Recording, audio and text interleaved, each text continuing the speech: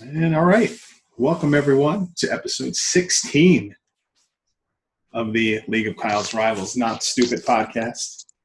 I'm your host, back after I only needed 1 week off. Come on, baby's old enough.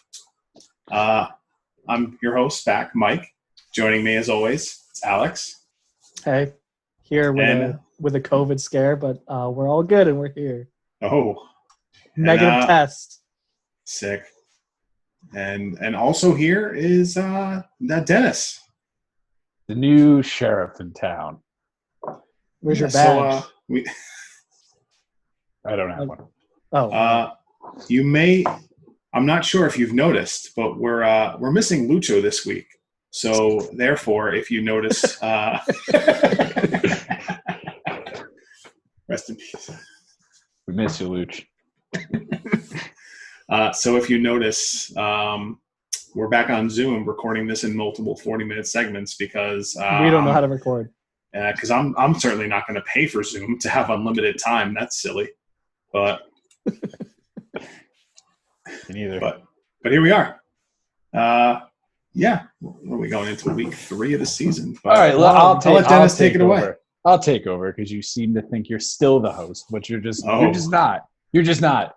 You've been grooming me since 2012 with the Going 5-0 podcast, and now I've taken over. This is mine. No, I'm also too tired. I'm too tired to be a host. You got this. Oh my god. Oh, everybody's wow. Bruce he comes back. Bruce is done. Sounds about right. What's bad is there he is. He's back recording. now. Okay, sounds about right. Sounds about right. All right, let's just go right into this. Lucho isn't dead for anybody actually watching. He's just not here. Concerned. He's not here. He's our behind-the-scenes guy now, so we will be referring to him as the behind-the-scenes guy. Week 2. Well, he's not permanently the behind-the-scenes guy, I hope. Just for this week. He's the behind-the-scenes guy. He's our producer. Editor, producer. Week 2.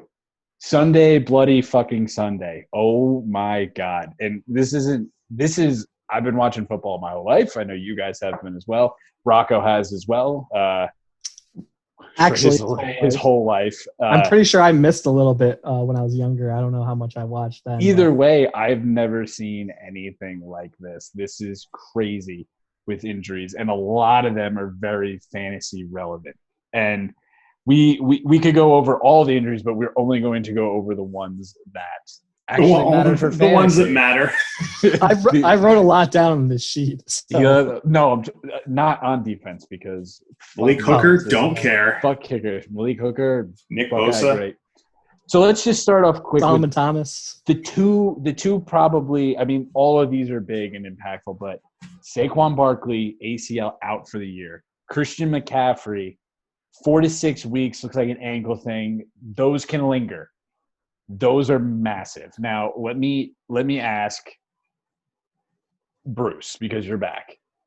The Barkley injury and the McCaffrey injury, at that point with those two things, do you just completely look do you go try to go hammer their backups, or do you just try to say, screw it, I'm going to try to end the year? Do you think it changes the outlook for any teams that have them? Like, Joey clearly has McCaffrey and Skyler has Barkley. Do you think it changes their season outlook at all?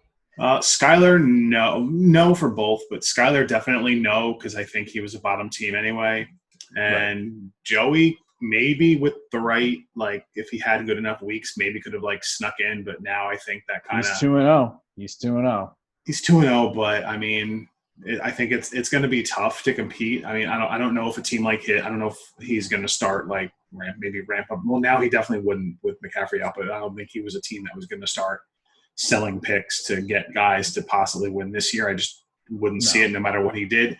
So ultimately, I don't really think it changes much. I think it solidifies. I think Joey's happy because now he might be staring picks 1 and 2 in the next draft based on everything that falls into place. Without CMC, I don't think it matters. His team's not that bad at all.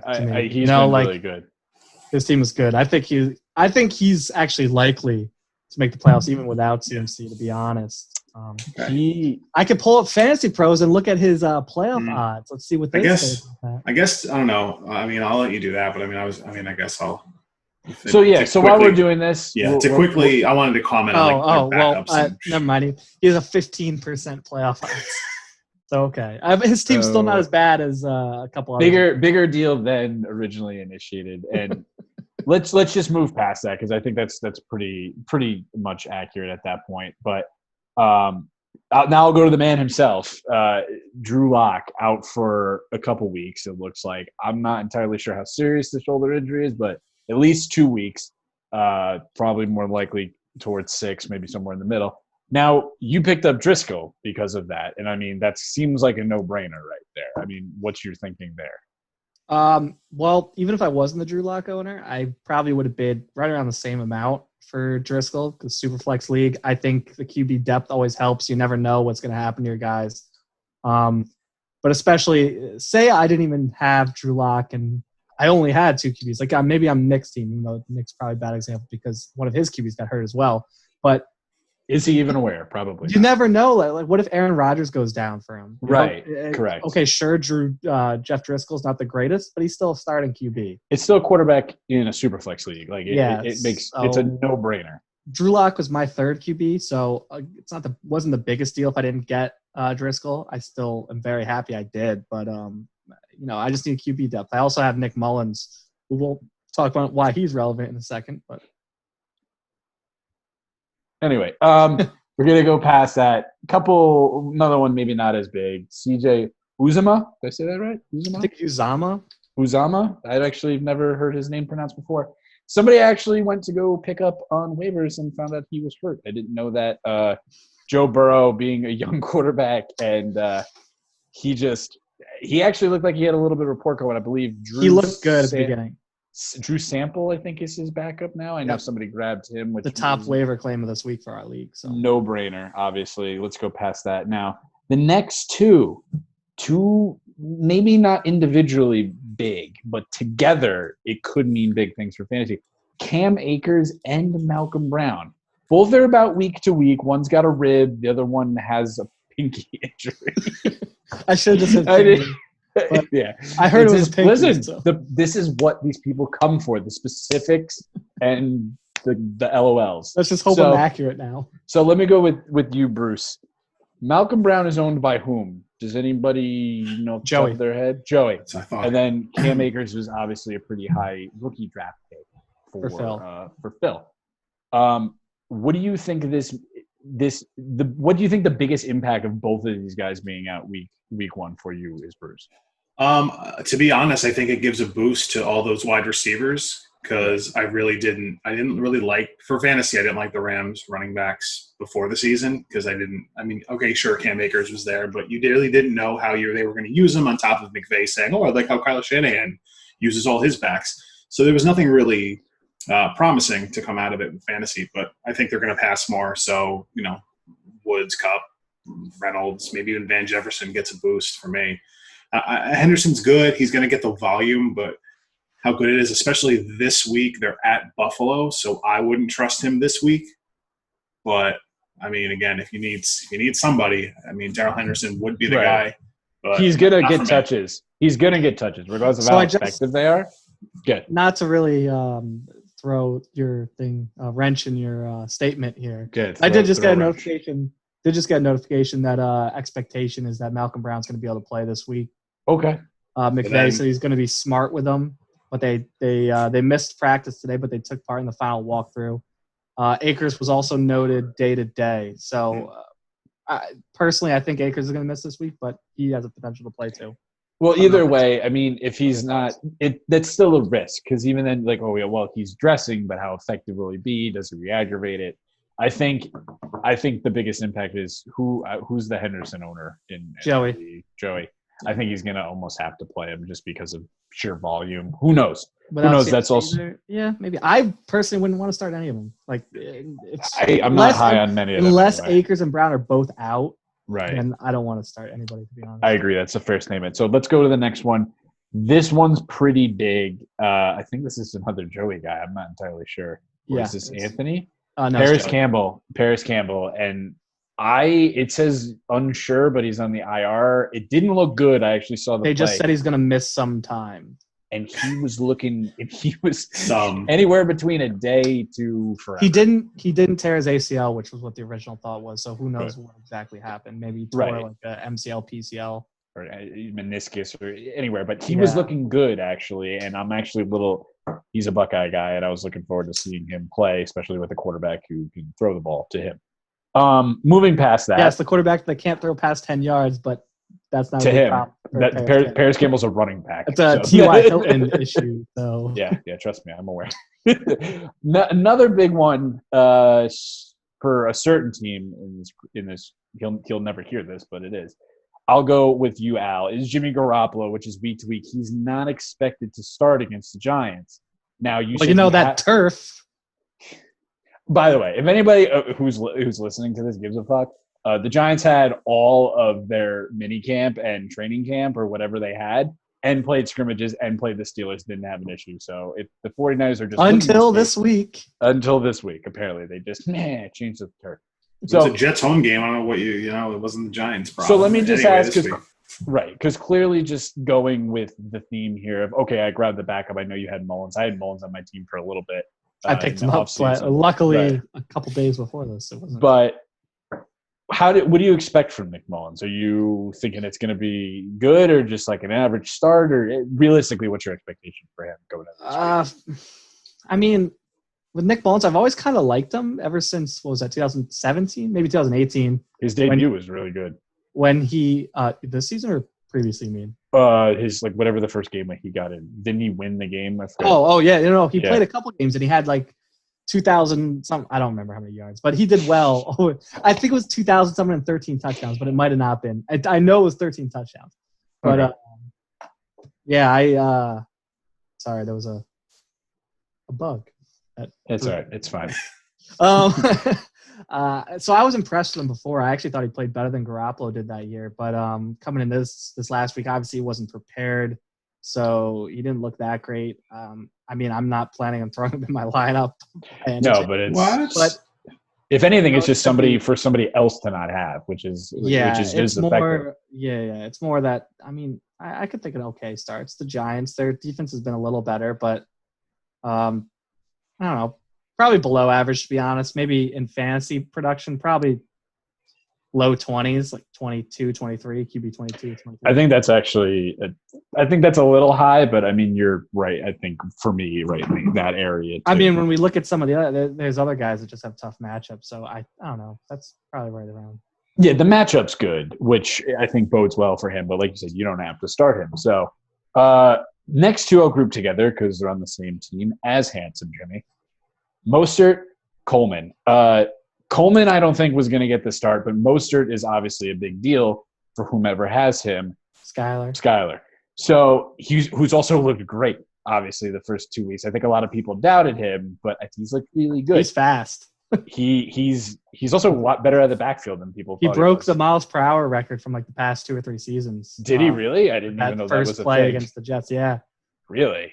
Next Gen Stats tracks all this stuff, and he broke his own record. So that's crazy. The other guy that comes even close is just Tyreek Hill. But I will go to myself on this one only because that I'm a McKinnon owner and could potentially get a start this week as a flex guy for me because it's a Giants team that just could not stop anything against David Montgomery. They made David Montgomery, who looked pretty good. So it might be a start, and especially if he's like the real number one guy there, I think with his ability to catch the ball, I think it's going to be a recipe for success. So let me ask you guys, just San Francisco in general, they're missing their starting quarterback. They're missing most likely their starting tight end for another week, it sounds like.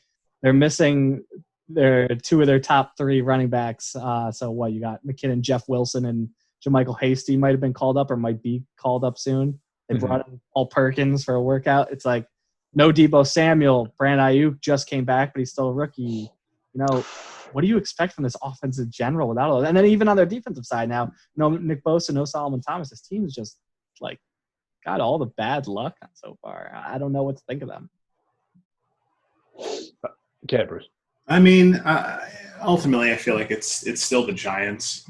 I just think they're the worst team in the last 5 years for a reason. I don't think who they play matters. Like, I thought they were going to get smoked by the Bears, and they turned that into a close game. But I don't know. I think 49ers wise, I think maybe McKinnon gets a boost because I think Nick Mullen, especially not having George Kittle, how much is he really going to throw? Everything's going to be safe. I would expect, especially for PPR, I think McKinnon gets a nice boost. That's all I got. I think there's not many guys I'm willing to throw out there even against the Giants. If I had the option. I think if you have Jordan Reed, I think that might be an actual start. Forgot about Jordan Reed too. Jordan Reed might be the only person to start there. Surprisingly, Jordan Reed healthy. I will. Yeah. Well, hold on. We'll hold on. We don't know. We haven't checked in today. But personally, and I don't want to spend too much time on this, I think the Giants are actually going to win next week because I gotta hope for something. So it's because it's humanly impossible for them to have the worst record and get the first pick. I also think, and like I said, without Barkley, I think Jason Garrett is going to be able to open up his playbook a little bit more. And you mean like a 4-yard check down with 8 seconds left in the game when you should be taking 2 shots at the end zone? Doesn't even matter. We're not talking about the Giants. Don't give a fuck. Cortland Sutton, another big one, season ending. That's a big one.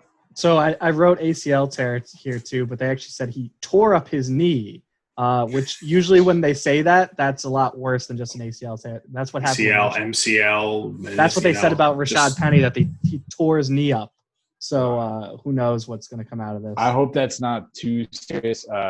He's a fantastic wide receiver, but that gives Jerry Jeudy a nice bump, I like to think. But we'll see. I know Sutton was hurt. QB, though. Yeah, but still. Philip Lindsay also. The only problem with Jerry Jeudy is he's got to actually be able to catch a fucking ball when it comes across the middle because he likes to run it before he even gets it. So. And I didn't even mention Philip Lindsay. He has turf toe. So. Yeah, Philip Lindsay wasn't a part of the massacre that was week 2, but. Who else gets bumped up? Is it Deshaun Hamilton and maybe KJ Hamler's like the next guy? KJ Hamler. I think Tim Patrick is still there, but I would think honestly it's going to be mostly Noah Fant. Yeah, Noah Fant looked good. Yeah, I'm like a big fan. I was a big fan coming into the season. Any of those Iowa tight ends, I'm usually a big fan of. But Fant just looks like, I don't want to say like the next Gronkowski, but he has like that kind of big body, super athletic look to him. So next one, Brashad Perriman. Before you actually do that, I just wanted to say this helps Alex Hochberg's team out a lot because now the potential points are going to be low. Right. Yeah, if you're looking at it that way, of course. But he got a win week 1, didn't he? No, he's 0-2. He's 0-2? Oh, then I'm thinking it was Nick. Then I can't keep up. But Brashad Perriman, I'm going to gloss over because I don't really think that's a big deal. That's not a big deal. I don't even know who has him. I want to say Lascazzo. I think Skyler.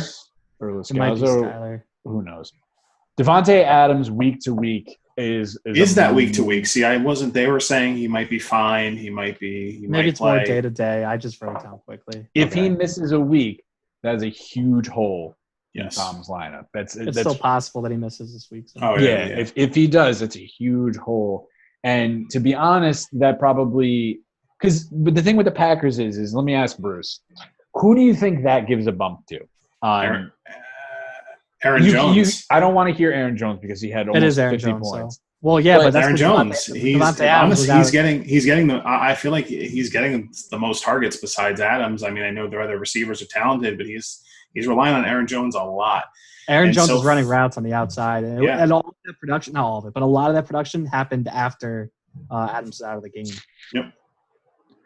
All right, so then I was wrong. If you had to pick a second guy. Lazard, maybe. It's still between Lazard and Marquez Valdez-Scantling. But if didn't he get hurt, Scantling? No, I don't think so. I think he's still good.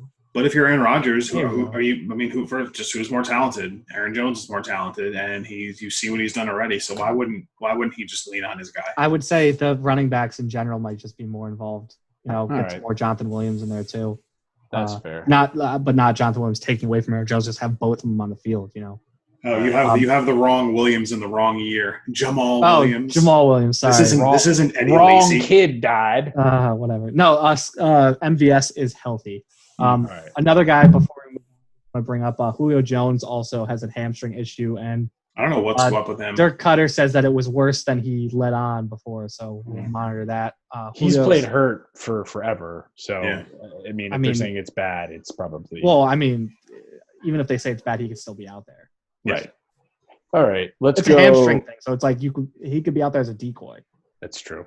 I feel like he was last week. It was a weird they get for the Falcons. For the Falcons have 39 points, and for Julio, I think for fantasy he under 10. I know for sure. I forget the exact number, but it's just a weird. I feel like that doesn't happen too often with someone like Julio interesting Jones. About this is normally you would say as a Julio owner you want him not to play because if he does play, how are you going to not? Yeah, how are you not? Yeah, it's one of those at the same time, him. You're a Calvin Ridley owner. I think you'd want Julio Jones out there to be the decoy. That's how I feel. So it's a little weird, but it's just going to be tough to sit Julio. That is a very actually interesting situation. Well, it happened last season. Julio would be out, and then for me, I know, but they Ridley, weren't on the same team though. That's the thing. The same fantasy team. I mean, but me as Ridley, I'm like, all right, Ridley should be good this week, and then when he struggles, it's like, oh, because he's the guy getting covered now. Yeah, it's a Juju Antonio Brown situation. Yeah, let's go. Just last Will Fuller week to week. I don't. Hamstring soft tissue. But what I do want to talk about that was a big thing. I do want to talk about is Tyrod Taylor getting almost killed by a bunch of idiot fucking doctors because they gave him an injection and punctured this man's fucking lung. I'm like, go ahead. Listen, I don't know shit, but where was the injection supposed to go? Is it? I guess it's supposed to go near his rib still. If he has a rib. If it's a cortisol shot, which it's something probably along those lines, it goes to where the pain is. So he probably had something in this area or his shoulder, and they probably missed. That's just from speaking from experience. And they say this happens more often than you think, but of course it happened with the Chargers medical staff. I got my cortisol shot right here in my wrist. You wouldn't think you would get a shot there. So it's not like a universal, my knee hurts, but you just get a shot where you would normally get a shot in the arm. They put it where the pain is. It's right where the infection. When I had him in my back a couple years ago, it was right on the vertebra that was boring me. So did your lung get punctured? What's that? Your lung didn't get punctured? The needle wasn't that long, so no. Let me just say this quickly because that just I don't want to bog down with it, but brought out Justin Herbert, which I know a lot of people like the stat line, but I watched a film breakdown of him. There's some things to be worried about, but we'll get into that later. Week 1, unprepared start. Unprepared start. Found out 5 to 10 seconds before kickoff that he was going to start. So that's playing with the backups, I think it was a pretty good performance for not being prepared at all. Right. Okay, so let's move past that. Let's talk about some things that aren't related to people dying. At least people we don't know. So we'll do this. A little recap of week 2. By the way, I wish Lucha was here because we did make a bet and Lucha lost that bet. So next time we go to Tavern 23, there's going to be some espressos being ordered like this. Unfortunately, because of this COVID scare, we can't use our gift certificate we had from the last time. The see you next Tuesday deal, but it is what it is. It's funny every time you say it. All right, so I'm actually going to flip this quickly. Let's go. Upset of the week. Kyle beating Phil. Phil's tilting so much. 141.62 to 120.62. I didn't even think it was that close, to be honest with you. I didn't check it till recently. Now, man, I'm just shocked by that. I'll ask Alex just because. Is this the case of Bill having another bad week or Kyle just having that good of a week? It's a little bit of both, to be honest. When you look at the scores, scoring 140 points, that'll get you a win more often than not. So correct. Kyle also had some good players on his team. Jonnu Smith did great. Kareem Hunt did great. Joe Burrow was fine. He's had some guys on his team that did pretty well. Meanwhile, Phil, if he's a real contender, he should have won this week. When you look at his scores, Kirk Cousins got him negative points. Yeah, and that's something that I wanted to say is that he's still got to just stay the path because He's one. If These Kirk are Cousins has a outlier normal, losses, to be honest. if Kirk Cousins has a normal day, he wins that game. Yep. Like I Week feel, one, James Conner gets hurt in the game, doesn't put up any points. I mean, that's not as much of an outlier as you think, but Right. but yeah, and Kirk Cousins getting negative points. That's just I guess looking at his roster, I thought it was weird starting Allen Robinson and Anthony Miller. I guess playing at the Giants. Anthony Miller getting 0 points too. Yeah, but well, it's because when you look at the week prior, he should have started them both. I know, but it's also like, and then looking at his roster, it's like, was he realistically going to start Chase Claypool? Probably not. Nah. And then, that was kind of. I was also talking to Phil, though, and he's a pretty firm believer that you should be starting a wide receiver over a running back in the flex spot in PPR. But, I mean, based on what some of the other teams are doing, based on his roster, I don't think that's the way he needs to go. I think it depends on what you have. I think James Conner was a tough play in any scenario last week. Now he's in a spot where 3 running backs will work out, well, now that him having James Robinson is seemingly and Connor's working out. healthy. Yeah. But yeah, man, Kyle, and then look, you even look at Kyle's team. Like half his roster did nothing, and then he just got those awesome games from the other half. It's all it takes sometimes. How do I see the score breakdowns again? On the website, go to reports, franchise, fantasy recaps. Okay, thank you. I totally forgot. Okay, cool.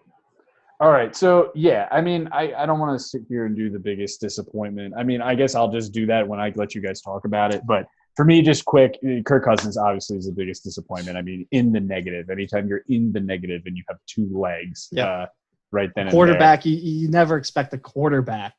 Yeah, especially the Superflex. That's like a surefire thing. Biggest surprise again. I don't know if I necessarily have one, but Dak Prescott having the day was huge. I would say James Robinson. I'd say James Robinson as well. Yeah, okay, 100 yards that's and a fair. touchdown. That I didn't expect him to do anywhere near that at all this season, let alone like week 2, and he's actually looking like a legit starting running back. For Kyle, I'll say biggest disappointment is probably AJ Green only having a little under 6. He's still getting heavily targeted, but honestly, when you watch him play, he does not look that good. But he almost had that touchdown at the end of the game too, in garbage time. So, and then probably biggest surprise, Kareem Hunt with 24, while Nick Chubb had a really good day too. I'd say personally, Jonnu Smith too. Jonnu Smith, 2 touchdowns. Yeah, only 4. When you can hit 20 and a guy only has 4 catches, that's pretty damn good. CeeDee Lamb also led the team in receiving yards, I think. Yes, he looks like Dak and him have a good. So I mean, Kyle's got some good pieces here. Jonnu Smith, CeeDee Lamb. I mean, Kareem Hunt looks like he's gonna be good. Joe Burrow, Jared Goff. All these guys are good. So I mean, his team's Kyle team's. By the way, I wanted to say wish he had his own picks, but I will say this too. He reminds me a lot of Dave Gettleman because his drafting is fantastic. He got Burrow, CeeDee Lamb, and he got Laviska Shenault. Yeah, he did. And don't sleep on PJ Walker.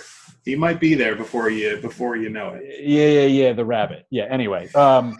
So let's just move past that. We all clearly guessed wrong on that last week. Bruce wasn't here, so he didn't get to guess because he was taking care of his son. In the hospital. Now that I'm out of the hospital. Hey guys. Yeah, he left the kid there along with Sorry. Now that I'm out of the hospital. Can I get a time check? I've gotten no warning yet. So a warning will come up if. All right, let me know. Yeah. Okay, so I'm gonna skip over. I'll just do it. Me and Alex next.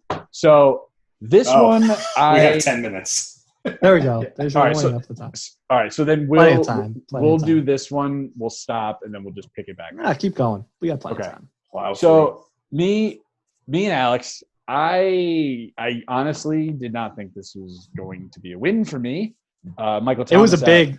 I'd say this was probably the matchup of the week, to be honest. By far, because I won. You didn't have that. You had a good day, but not a great day. I scored 162 points. I think that's a pretty good day. But I just had 1 or 2 spots that weren't that great. Correct. It took me having the 7th highest scoring in the league's history. Yeah, I might be new, but I know the league's history. Having 100. So the final score was 184.6 to 162.42. We both guessed wrong because we both are too fucking proud to be like, I think I'm going to win. So at the last time, I didn't think I was going to win. You didn't think you were going to win. And Lucho said you were going to win.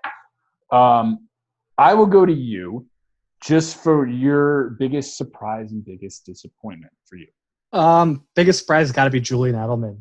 Oh my God. 170 yeah. something yards. Cam Newton, it looks awesome. That if Cam's gonna be throwing lasers like that, then I'm gonna be starting Julian Edelman every He single literally broke his receiving yards record last game, so which is crazy. And Julian Edelman got me 27.9, didn't have a touchdown.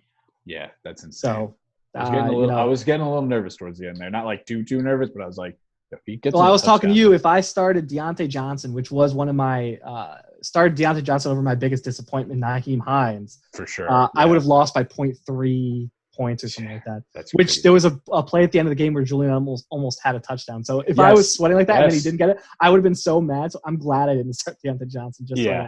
No, and that's I think, what happened with Hines? You figured it went with Wilkins. Wilkins was like the spell guy. He was. It wasn't. The snap count wasn't even there. It was just all Jonathan Taylor. Yeah, well, it's just fun. And I think it's game script. And I feel like, and I know Taylor had a good game, but it's funny how when a team wins 28-11, I feel like nobody outside of Taylor had a good fantasy day at all. Yeah. So it was running backs. No, in general. On the entire team. It's surprising, and especially how much they leaned on Hines week 1. I'm surprised they didn't go right back to it. Mo Alley Cox had 100 yards. But yeah, it's best it's name a little in football by far. It's a little surprising they didn't use Nyheim Hines at all. But one catch, 4 yards. I think this is what it's going to be. It's going to be game script dependent. Any games that they can easily win, they're just going to lean on Jonathan Taylor because they can. I want to say Wilkins had a touchdown too. I'm not. I thought it was all Taylor. Yeah. I don't know that for sure. I want to say because when I watched the highlights of the game, I thought I saw Wilkins get a touchdown. I could be wrong. Taylor had 26 rushes for 101. I mean, how much? You're right. There wasn't exactly that. Right? Yeah. Wilkins did have 9 carries for 40 yards. Oh, wow. Right. I didn't even realize that. But. Yeah. So I'll go with me. I think biggest disappointment at first is still T.Y. Hilton. And I think that has to do with probably Rivers and Hilton not being fantastic. Luckily, my wide receivers didn't come to bite me in the ass again this week because neither one of them, I mean, outside of Tyreek Hill, Justin Jefferson, which is, by the way, I think I told Alex, I saw that Justin Jefferson was the most productive receiver on that Vikings offense, which just blows my Kirk fucking Cousins mind. gets negative fantasy points. Oh, my God. But I'll say the biggest surprise was probably Kyler Murray's rushing touchdowns, which was huge because of this game was so interesting because we had the handcuffs to each other, and it made things just like that more interesting because you had Mahomes and I have half the Chiefs offense, and you had Hopkins and I had Murray. Hopkins, which is half the Cardinals offense. Hey, whoa, 75. But anyway, like Murray, just those rushing touchdowns were huge because if those are passes to Hopkins, we're talking about a completely different game here. So I'm very surprised. I'm nothing but happy about the win. So especially when you have. I'd like to thank my mother. A top team in the league like yours, Al. I'll take that win every day. So GG's. And do we want to stop here? 5 minutes. Now let's get one more. Do another 5 one. minutes. All right, we'll do one more. I hope this is the next one. So I'll have Bruce. Do you have the rosters pulled up? Which one? Which matchup? We'll go to Alex Hawkberg sucks I already got it. and Juicy Swag. Wow.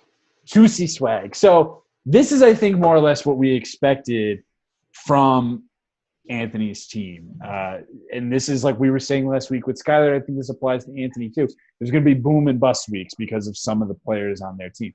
Like Deshaun Watson did not have a great week. So I'll ask you, Al, because you have it up. I know for a fact you do. On Juicy Swag, biggest disappointment and biggest surprise.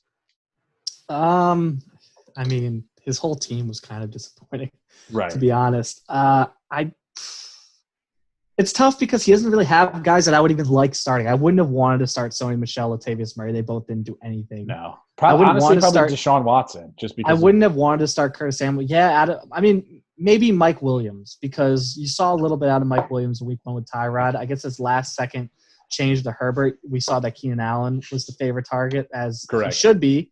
And Hunter Henry too. Hunter Henry was getting so force fed. which makes more sense for a rookie. They don't have as much. They to be able to sit in the pocket and actually think about, go through all their progressions and be able to throw downfield if they want. That's a little tougher to do when you have all this NFL pressure coming at you.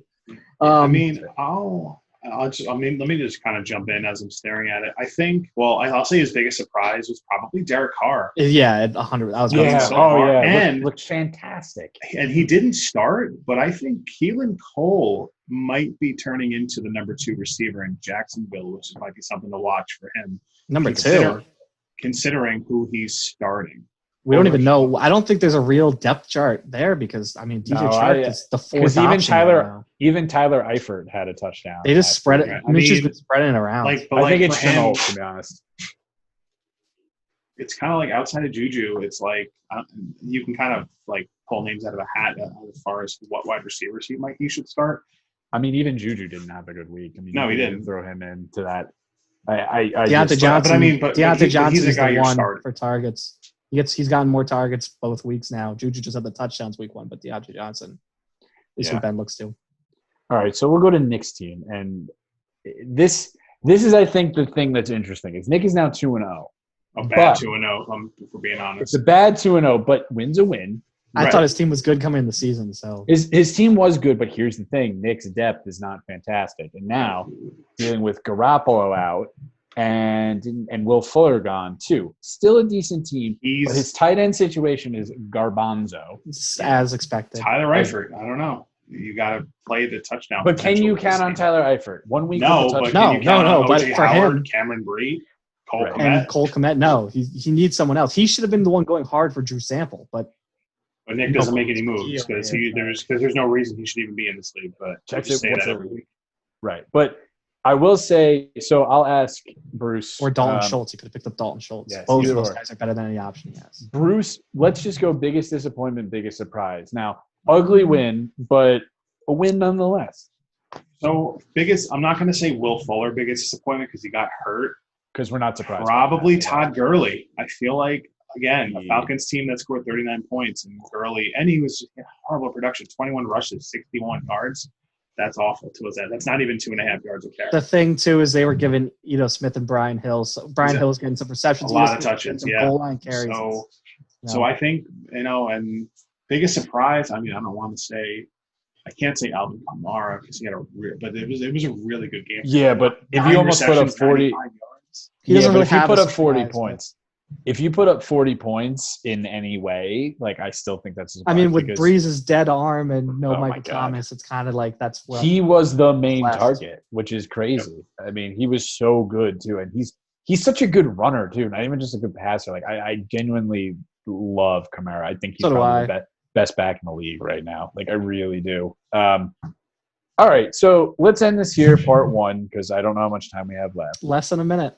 Click the link below. Well, I think this is all going to be one. It's all going to be one video. Lucho can edit it together. Okay, cool. So, hey, still click the link below. Watch some other videos. Have some fun. Enjoy. Subscribe.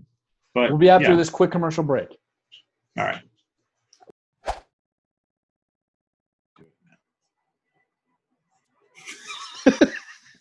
All right, we're back after this commercial break. Maybe you saw Kyle talk about glasses. Maybe you saw Kyle talk about his life.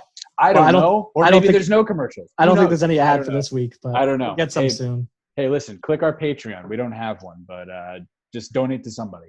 Anyway, so Patreon.com/not stupid. Not stupid. If that's a real person, you're welcome for the free plug. It's just some guy doing math problems. Like, look, I'm not stupid. Anyway, so we'll go to the next matchup. Big Anthony is a weenie. Big doggy. Woof, woof, oop, oop, doggy dog. Over the wreck Nick Ing. Peanut, apparently. His new name. Hochberg. Hawk. So 148.78 to 95.62. And this is, I think, what we expected more from Hawks' team. Because I think that he has a good enough team, but not great. Obviously, the Cortland Sutton injury is big for him. If anybody – who has it pulled up? You both have it pulled up? I've got it, yep. Okay. So, Bruce, just taking a look at Peanut's team, who do you think biggest disappointment and biggest surprises? Nobody was insanely disappointing. Except, I mean, is Gronk even a real answer? I mean, what were we expecting from him? Because I think he hasn't done anything. It can be a continuation of what some people might have been expecting for the season. You know, because honestly, they're based on his roster. Maybe Baker Mayfield for a Browns team that put up 35 points. He only had 15 fantasy points. Yeah, I think it's better than what. Yeah. I think it's better than what we kind of thought. Yeah. It was a step in the right direction. Maybe if you want to get nitpicky, you could say CEH just after having based on week one. But there's really it's like starting Philip Lindsay. I forgot. Yes, that was it. Did he get hurt in the game or was he out before the game started? Out. He didn't even start. Oh, so then no one on the bench would have made a difference for this matchup. No, he could have started Myles Gaskin, which again, if I'm going to comment on things that he may have, I think he's the guy there. For redraft, I was big with Jordan Howard, and I was fucking wrong. But Myles Gaskin, I don't think anyone was thinking Myles Gaskin. It was more Jordan Howard. No, but naturally, it's football, and this happens in fantasy. So Awkward clearly with maybe a guy who we can throw in. Yeah, all right. I forgot to mention 0-13. I forgot to mention one more injury. Sammy Watkins caught a pass and immediately got concussed. It was a bad hit too. Yeah. So I think the guy got Mr. Week 1 himself. Well, I mean, he could have kept going. It's just concussion. No, and I thought Watkins was up there a good start. I mean, that is obviously, but in like you said, this is probably not a bad thing for Peanuts team. So no. I don't honestly think there's much of a surprise. Maybe you can say Lockett having almost 20 points, but if there's one guy you should expect that from, it's him. Yeah, no, there's no Chris Carson still doing really well. That's kind of Chris Carson thing, though. This is like the third straight year. Points, yeah. This is about as vanilla of a performance as you probably could have. Someone like Chris Carson. I mean, is that a guy trade value guy for him? Like he's been trying to flip Chris Carson. I don't think he's probably looking. I asked him about it. Here's your trade rumor. I didn't put it in the sheet because I didn't think of it. I asked him about Chris Carson. And he said he's looking for a wide receiver. We talked about this earlier. He wants a guy like Deontay Johnson. I'm not giving up somebody that good for a 1 year rental, basically. Especially because they were talking about not really wanting him this year. So that's like not. If you're in a playoff push, I over the offseason, I kind of asked him about it, floated it around. For either a usable young wide receiver or a first round pick. I don't think anyone. Yeah, that's a good. Not right now. Maybe that's a hold on to. My team's not my team, just saying, like, if your team is whatever and you really need a running back, maybe you do that. But right now, I don't think so. That being said, I'm on the phone right now with him. Anyway, moving on. Let's go to the other team, Big Doggy, 2-0. 2-0. 2-0. So, I'll look at the roster here. I'll do this one myself. And if anybody wants to jump in. I mean, biggest disappointment, honestly, probably has to just be Paris Campbell. Just any of the injuries. He got hurt. Yeah, just any of the injuries in general. I mean, I'd say it's Ronald Jones. Yeah. Yeah. Like he salvaged the day. Yeah, you know what? I didn't even see that. Yeah, you're right. It looks like Fournette is taking the starting role. He had a big catch. Well, he is. He had a big catch during the game, and then he had that long breakaway run to seal the game, basically. Yeah, I texted Tom. I was like, should have taken that trade. Fuck. And I didn't do it. But, yeah, and, I mean, biggest surprise. No, I wouldn't either. But biggest surprise, Al, who do you think on this one? I mean, maybe it's just Minshew still being It's got to be Minshew. I think it's Minshew. Yeah. I commented after Indy's first drive in week 1 how they scored with ease. I was like, yeesh, Jacksonville looks like an 0-16 territory. I remember that. And since then, they've just been like this, oh, wow, maybe they're not awful. Like, they're not – I don't think they're a good team, but a win and then a good performance against what's supposed to be a good Tennessee team. Yep. What really is interesting. They're not getting Trevor Lawrence. I don't think so. No. And even if they did, I mean, do you chance Minshew, it? I mean, this is year 2 of Minshew trying to be like, you don't need like. He's legit. I know you paid Nick Foles, but I'm better. Oh, you want that high draft pick? That's the thing. If they even still get like a top 5 pick, say they're still bad enough to get a top 5 pick. Yeah. I don't think they're drafting Trey Lance or Justin Fields. I think they'd stick with Minshew if he continues to play how he has. He's fine. I mean, 30 of 45 for 339. They have a lot of other touchdowns. issues. 2 picks. Their defense needs some They have a work. lot other issues that they could use those. Yeah. All right. Well, you know what? Doggy 2-0 with the Yeah, team man. who's got a ton of fucking draft capital. That's obviously house money. Foreshadowing for a little earlier with our predictions. Going into next week, though, with the injuries, that is a bit of a concern with especially somebody like McCaffrey. So I don't hate it though. He's got Henderson, he's got Antonio Gibson. You could throw in. He's got good people to put in. I think it's fine. And again, McCaffrey's out 4 to 6 weeks. So right, if Dog like keeps pace and then gets McCaffrey back, you never know. All right. So we'll go to the next one. Fraz, Phil Ryerson, Autonomous Zone versus Phrasing, Boom. Now, this is exactly what we said about Skylar's team. After having a monster week 1, comes right back down to earth.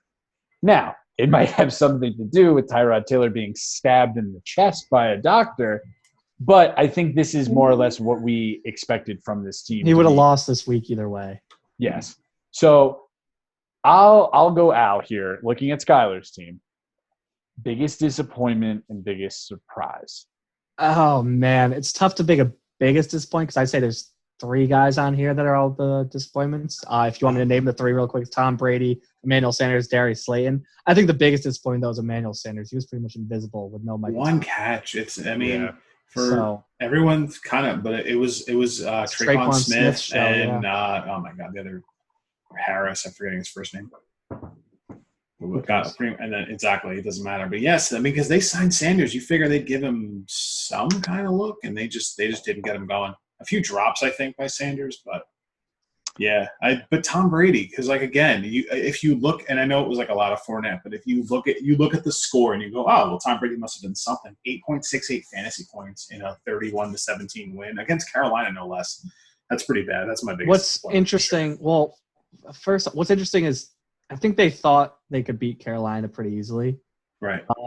Also, after week 1, Bruce Arians kind of threw Tom Brady under the bus. I'm sure Bruce Arians' game plan was to just run as much as possible in this game and control the game since they can afford to. It's not like they were playing one of the better teams in the league. Right.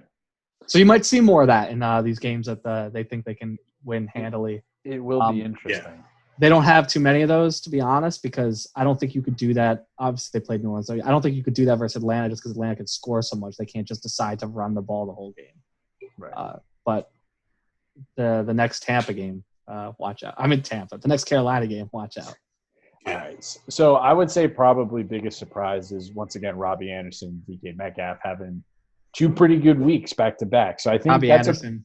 I think both of those guys. Looks like a good trade for Skylar. Yeah, it really does. I mean, and like we said last week, it's still a good trade for Bruce. Yeah. Just whatever. You're not going to use him. It doesn't really moving over. It's possible you could have ended up getting more for him if you. But how much? I mean, would you trade it first? Would you trade it first? Well, no. I wouldn't trade a second back then. So now I'd probably trade a second. So Skylar's is still bad. I mean, it's Skylar's pick, so it's one of those where at the time that cash out for a second was good. So. No, I'm not going to sit here. I'm not sitting here and saying, exactly. Robbie Anderson's not that old, right? I don't necessarily have 6. He's got to be like mid-20s. Yeah, I know. I'm pretty sure you guys said it, but it's just like another. It's another. He's not with Adam Gase, so naturally, his talent shows. I'm sure you guys said that already, though. No, we didn't. But thanks for. We might have said it last week. We said it last week, actually. Right? No, I met last week for sure. All right, so let's go over to the winner, Thom, aka Fraz. I'll go with you, Bruce, here. Biggest disappointment, biggest surprise. Based on just his players, I'm not going to say Adams. I got the biggest disappointment here. I would say Lamar Jackson. I agree. Yeah. Yeah. Just listen, like Baltimore won, but it's fun. Did he really? He really ran the ball. It says 16 rushes. I didn't even know he only had like 45 yards or something. Yeah, 54, and then even passing 18 of 24 for 204 and a touchdown. So a weak fantasy day. It's just normal QB, which is expected. Right. Right, but normally I feel like you expect, I guess you could say double that number from Jackson. You expect at least 25. At least. I think that's like a good floor for him, and I agree with that. I think surprise, probably Tyler Boyd, coming out of 20 points from a I Tyler would say Boyd. Joshua Kelly getting him 13. I was kind of expecting that. To be No, I think that's right No. around what I expected for I think I'm with you with Tyler 23 Boyd. rushes, though? Tyler Boyd was an that's emergency. kind of what we saw happening. True, but I guess. Tyler Boyd was an emergency Eckler still had start. 20 touches. It's not like it was Yeah, crazy. I really think Tyler Boyd because he's the clear number 2 guy there. So, plus he had that touchdown in garbage time, which was huge because I texted. Happened a Tom lot about for the Bengals. So Yep. So, yeah, I mean, good on having Devontae Adams now hurt is going to be tough for Thom, but I still think he's got a very good team. Let's go. Next one here. I believe this is the last one. And this was slated as the matchup of the week. Turns out it wasn't, but it was slated as the matchup of the week. it pretty much was the match for the week still. Listen, I'm trying to make it interesting here for the viewers. Big ours was closer, but this was still right.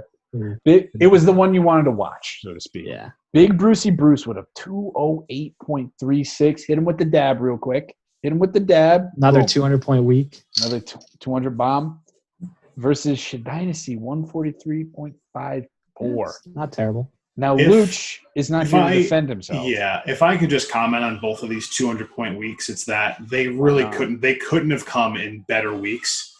Like I wouldn't have wanted these if I was playing like Anthony's team, putting up whatever he put up, like 90 or 80 or whatever it was. Like if I'm gonna have these, I want them when a team, I want them against a team that's gonna put up like Tom 160 and then Lucho 143. As opposed to just the other way around, because I feel like that's usually how the bad luck starts. But right. So I will, as somebody who cooks like an Italian, I will defend for Lucho. Biggest upset, the biggest disappointment, and biggest surprise is there's a lot here actually for disappointments, and I think you could probably say Derrick Henry is number 1, but Mark Andrews is second. I think there. Both, getting less than 10 points for each one of those players is less than 5 for Andrews is tough. And I think Andrews was targeted a bunch in the red zone. It just didn't hook up. And Derrick Henry just not getting the bulk of, the production this week. So that I think, if they have normal games, I think you still win, but clearly it's more. It's not, but it's one of those, like, if Phillip Rivers has like a better game, and then if Henry puts up like it's like it's not like impossible. I know it's a lot. You don't see it with the fantasy final score, but Robert Woods had a pretty bad game too. He salvaged it because he had a 5-yard rushing touchdown. But okay, for a guy that just got paid, they barely used him. Yeah. So, but we'll go with you, Bruce. Surprise and disappointment, if there are any. Maybe not Julio for maybe. I guess Adam Thielen for disappointment, but I guess that's the entire Vikings team. Yeah. And biggest surprise, thank God. Thank God it didn't matter. But Darren Waller putting up 30. I feel like Derek Carr looked for him, and I loved it because he's one of those guys that I was trying to throw into packages in the offseason, and then there was just no interest in it. So I'm like, all right, I guess I'll hold him. And now I'm hoping year 2 of him with Derek Carr and John Gruden's offense that he is this legit top 5 tight end that either I just have a second elite tight end or I have somebody that's worth a hell of a lot. I know he's not young, but I think an elite tight end's an elite tight end. Yeah. What I was thinking with it was more, okay, he was good last year, definitely, but I thought a lot of it was the product of there being no one else to throw to.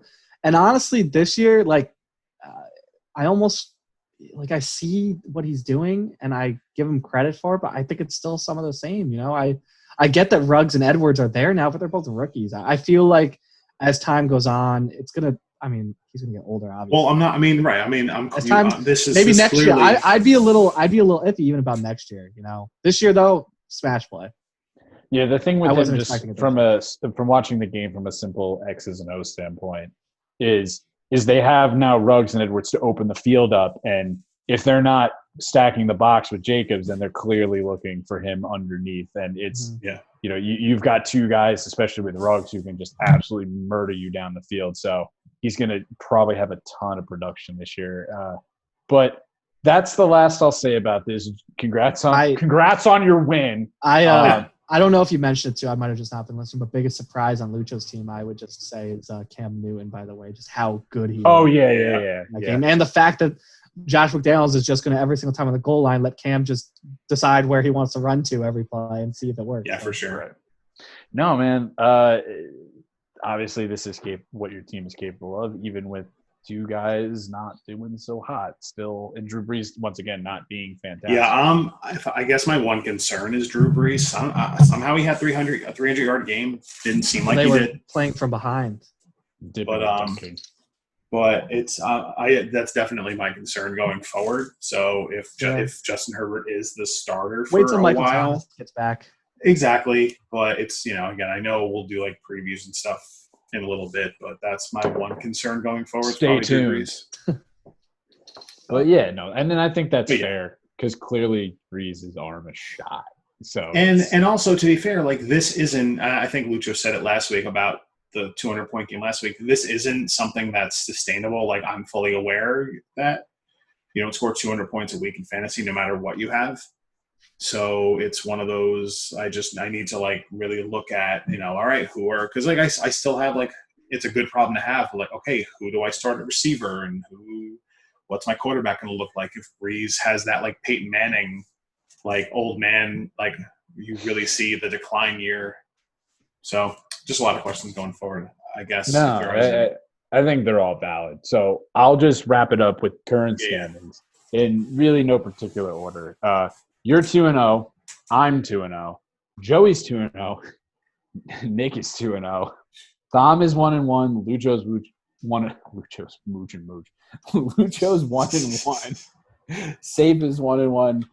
Phil is 0-2. Skylar is 0-2.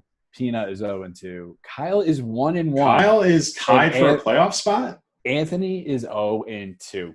He is. By the way, I put the non-playoff teams in terms of potential points order, which is how it would finally end. So yeah, I think that's Kyle's 1-1, so he's actually tied for playoff spot. But he's the team that you want. You want either a team that's going to make the playoffs, or you want to be a low potential points team. So not bad at all. So let's go to some. There's no trade rumors, right? I think you mentioned something. I moved them. I don't know if you noticed. I don't really have any, Bruce. I don't know if you have any. Not really. I don't either. So let's just go past that to two trades that actually happened, and both of these trades were highway fucking robbery. And why do I know? Because I wore a mask and I was a part of one.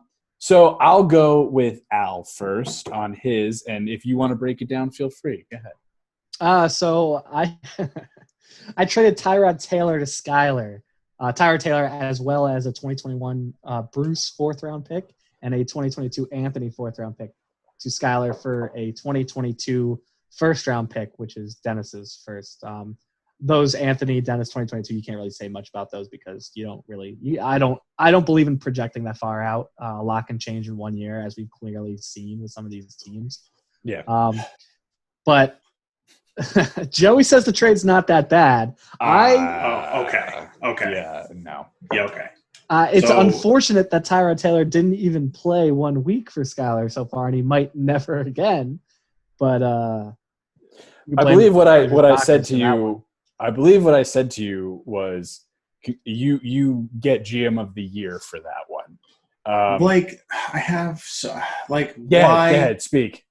It's just like, yeah, I mean, we can talk about why it doesn't. Okay, it's not that the trade happened. It's again why Skyler has why trade a pick for anybody unless it's like the other way around. But like, what are you doing? Like, you're clearly a rebuilding team. And it's a guy who may not start.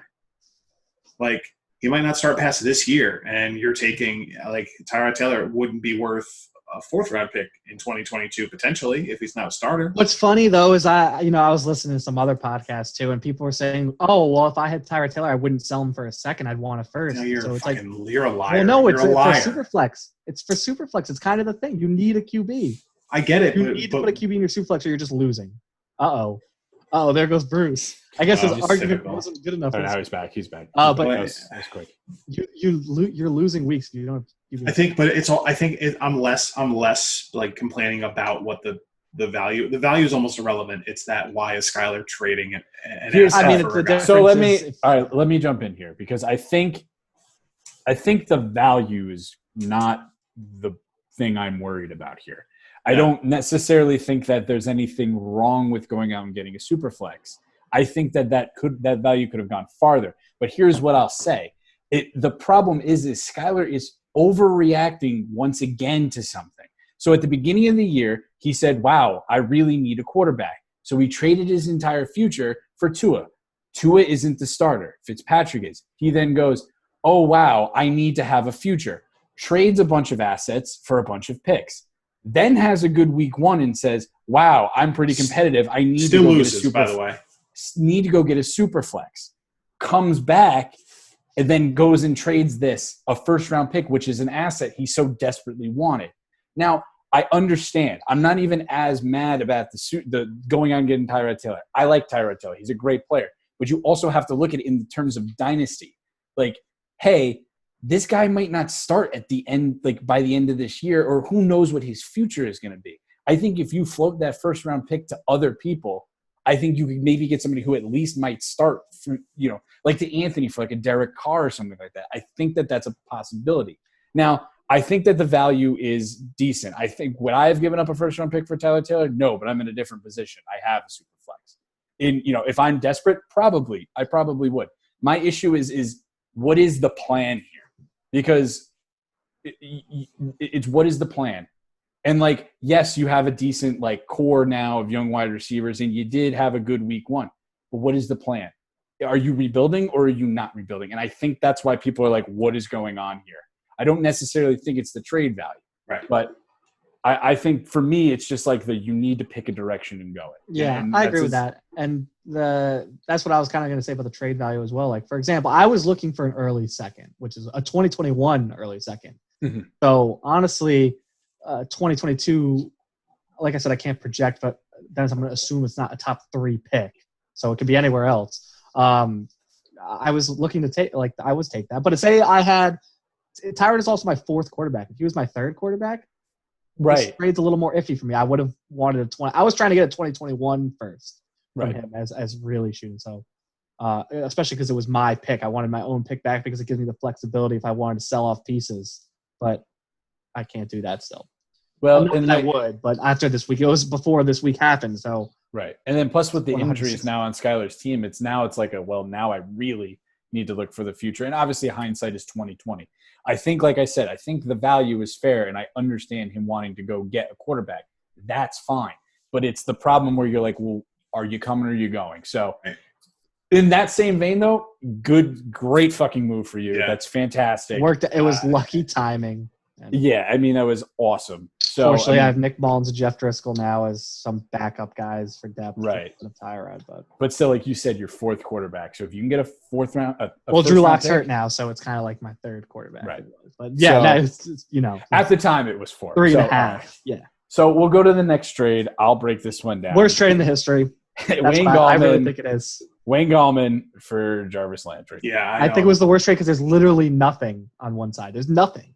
Even if you wanted to argue Wayne Gallman's, but you still have Freeman, Lewis, and Gallman. Even if Gallman was the most talented out of the 3, which I don't think he is, he's still not getting the fantasy usage. Plus, it's the Giants' offense. It's not like it's some fantastic offense that running back is going to be good. With Barkley, yeah, I don't like anybody. Barkley had 6 rushing yards versus the Steelers. Given the Steelers, I'm not even.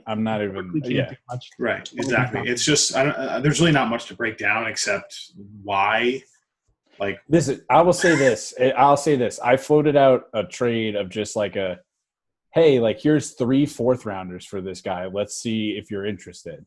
He hit me back, and he was even for Jarvis Landry, I'm assuming, obviously. Yeah, but I just was like, that's a bad trade. But it was just me floating it out and just saying, "Hey, are you interested?" And he hit me. I hit him back. I was like, "Hey, man, like," he said no, but like, what would it take? And he goes, "Well, I could use a running back." And I said, "Okay, like, all right, let's talk." And he goes, "Well, I'd really like one." I said, "Okay." And he goes, "Well, who are you willing to move?" I'm like, honestly, the way the injuries are and stuff, I'm only really willing to move Gallman and Burkhead. Like, it's not much. So I would have had Burkhead. And he was like, "Oh, well, I kind of don't mind Gallman." And then he hit me with would you do McKinnon? And I said, no, I really kind of like McKinnon, especially with the Giants matchup this week. And he's like, all right, well, let me do some research. Got back to me later, and then was like, all right, let's do the Gallman thing. I'm like, okay. So also, can I say, to be fair, I don't think McKinnon for Landry. I think you still win that trade if you make that. Yeah, Yeah, I would have rather probably. had McKinnon than Burkhead or Gallman too. Right, Yeah, but again, I mean, it's beside the point. But it's one of those. However, the trade broke down. It's like why is a team again but like why are you trading? Jarvis Landry's an asset. Maybe you get a future pick, a decently high pick if you really want to sell. It's just when you go to these teams and the fact that they're looking for more position players, which could potentially give them those, potential points to drive down their draft pick. I don't know. I feel like it's not clicking for some of the guys. I don't know. I don't know. I just feel like we keep having these like, what are we doing deals and the back and forths and. All I know is I barely negotiated that deal, and I wound up with Jarvis. Well, that's how it happens a lot with these. It's like they're not even being negotiated, which there's things that I get frustrated too when I send offers to teams and they just do nothing. It's like, you don't even want to try to negotiate. Like, give a deal that you think is really bad back to me then at least, so we know where we're at with this. Right. I'd rather, especially if it's not like an untouchable. Especially if it's not like an untouchable player. It's one thing if it's like, okay, Tom tried to get Michael Thomas from me before the injury, right? And no, he tried to get DeAndre Hopkins from me, and at that, it's like that guy's so good that it's like if this offer's so far off, I'm going to just straight reject it. But for some of these middle of the pack guys, like let's negotiate, man. Yeah, and I think what is it? Especially a team that's not very good. Thom threw out that deal for everybody for Fournette, and I just wasn't interested just because I'm not a Fournette guy. Yeah, but I'm not interested. But like Kyle gave me I give up something else. But yeah, but Kyle gave me like a couple of deals of like so wide receivers for Daniel Jones, and I was like, no, I'm not even going to consider that. I'm not giving up a young quarterback for somebody like that. Like that, I agree, and I'm definitely with you on that. With the whole like, hey, let's just at least talk about it. Sort of thing, you know what I mean? So, listen, man. Like I said, I barely negotiated that deal, and I wound up with Jarvis Landry. Mm-hmm. So I'm okay with it, obviously. But we'll move past that now. Yeah. There's no more rumors. I don't have any. Let's go to the waivers. We didn't get a warning yet, did we? Still have more than 10 minutes. I'm sure it's coming up quick, but yeah, we're getting there. My internal clock is going crazy. Yeah. Anyway, so waivers. You want to do the notables, or you want to touch on like each guy? I'll just read them off. We got time. It is what it is. Yeah. But so this is the pre-week 2 ones. These are. We already did the actual waiver wire run. Yeah. So this is just some 10 minutes. Yeah. So this is I picked up KJ Hill. I dropped to James Prochet. KJ Hill's somebody I really like, and actually got a little bit of use in the offense. I think in the future he might be like the slot guy there. Who knows? Alex picked up Nick Mullins from free agency, which is looking out to be a fantastic pickup before even the injuries as well. And then Thom picked up Tyler Irvin and dropped Ryan. Who I don't know who that is. I literally have never heard of these guys. So all right, we'll get into this, and once we get the 5-minute, let me know because I don't get the notifications. Yeah. These are the big ones now because this is like the first week of especially waivers ran right before we started recording. Right. And this was bloody fucking Sunday. So we'll start with, did you put them in any order, Al? Or it's pretty much highest to lowest, but if someone picked up multiple, then they got theirs. Okay. So we'll go with Joey, and Joey looks like he potentially had the best waiver wire. He picked up Drew Sample for 14, dropped Donald Parham. I have no idea who that is. Repair him, who the hell knows. And then Alex bid $8, didn't get him because 14 Bones won it. And I actually wasn't gonna get him either way because I had Driscoll dropping the same guy. So it was. So then he picked up Mike Davis, who is probably going to start for McCaffrey, for $4. Nobody else bid. He dropped Odin Tate, and Anthony put a bid for $1. Didn't get him. Tate, come on. What did I say? Odin? Yeah. They say Odin? Odin's Raven. Anyway, I'll ask you guys, just give me a quick thought. Just be like, yes, no, do you think it's going to be a big deal? Odin Tate. Not Odin Tate, I'm sorry. Mike Davis, do you think there's any value there? Minimal for a few weeks. Yeah, I wouldn't be happy starting him until I at least see what happens. Saw But then what by he the did. time you see something, McCaffrey's going to be close to coming All back. right, both of Right. you, would you start him this week?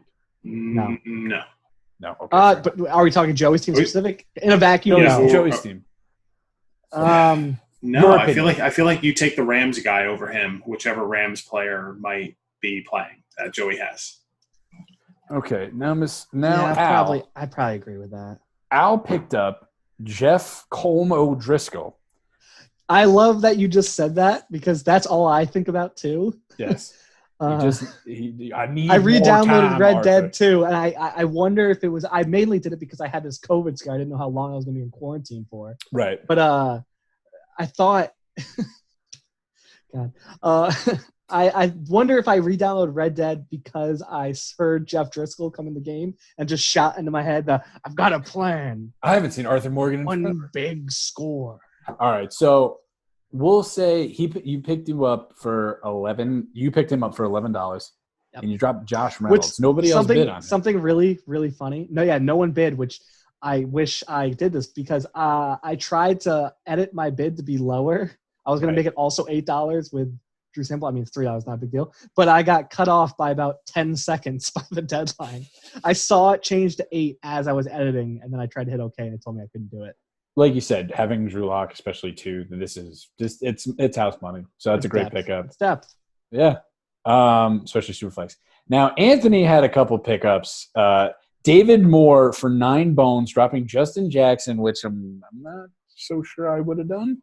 I don't love the guy, but it's a young running back. I think you should hold on. But he's clearly third string. Yeah, I don't think there's much with Justin Jackson. I was kind of stoked about him in the offseason. Right. No, Joshua Kelly looks Northwestern zone. Anyway, Phil bid Toyota Highlander Sport. I also bid $2 on David Moore. I think he's had a touchdown in each of the games or had like a decent sort of showing. I know he had a touchdown game too. I didn't even think about him, so when I saw this pickup and I saw that people bid, I was like, oh, really? Yeah, I wanted to go more, but realistically, I didn't feel comfortable doing it. But here's a really good one, and I'm surprised it went this low. Dalton Schultz for only $5. Now, I don't like him dropping Ryan Griffin. I'll just be honest. I don't like him dropping Ryan Griffin, especially coming off the year he had last year. I don't blame that either, to be honest. Tight ends are whatever. Right. There's so many of them now. It's like ridiculous that all these mediocre tight ends, it doesn't really matter who you have in your line. Yeah, I like him. That's a player that I like. So Bruce bid 2 and I bid a whole $1. So didn't get it, obviously. Oh, well, but I'm not heartbroken. All right, so let me ask both of you quick. Would you start Dalton Schultz this week? Maybe if you have to stream a guy. If you're Anthony. No, I'd still start Hawkinson. Oh yeah. But it's a good stream guy for bye week, so it's a good pickup for sure. Especially for this year only, depending on Blake Jarwin's health going forward. Because I do like Blake Jarwin a lot. But I'm glad you said that. Just a moment of silence for Blake Jarwin. Oh, well, poor guy. Anyway, moving on. We're just under 5 minutes, 4.5. Okay, I'll be able to finish this. We'll do it pretty quick. Yeah. Thom got Jordan Reed for $4. Nobody else bid. I'm actually shocked on that. And I thought about throwing maybe $1 or $2 out there, but I just don't trust it. Especially with Mullins there now, I don't trust it. I think the quarterback's irrelevant. I think once George Kittle's back, it doesn't matter how talented the guy behind him is. It's still George Kittle. You're not taking snaps away or catches away from someone like George Kittle. Well, you might be taking snaps away to prevent him from getting injured and saving him. I would also say snaps is the wrong word, but Ross, I think catches. Ross Dwelley last year took away snaps from him towards the end of the year. Ross Dwelley did. So plus the league is moving towards more 12 personnel, which fits the 49ers roster a lot, the amount they want to run. So see them both in the field. He dropped Tyler especially because Kittle is very, very, very good at blocking, and Jordan Reed's not. So they kind of have these two guys. Jordan Reed blocks. We'll go to this one too. And once again, this is me needing to fucking check to see if this is somebody's on the team because I keep doing this. I actually really like this pickup for Skylar is Chris Hogan. He dropped to Jay Fromm. Again.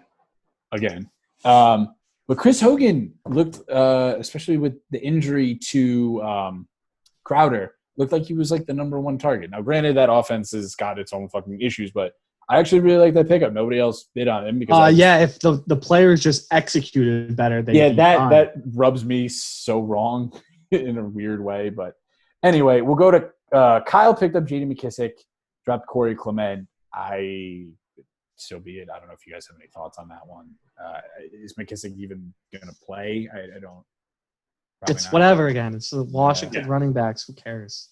And then Phil picked up Braxton Berrios, which I think is also a pretty decent, sneaky pickup.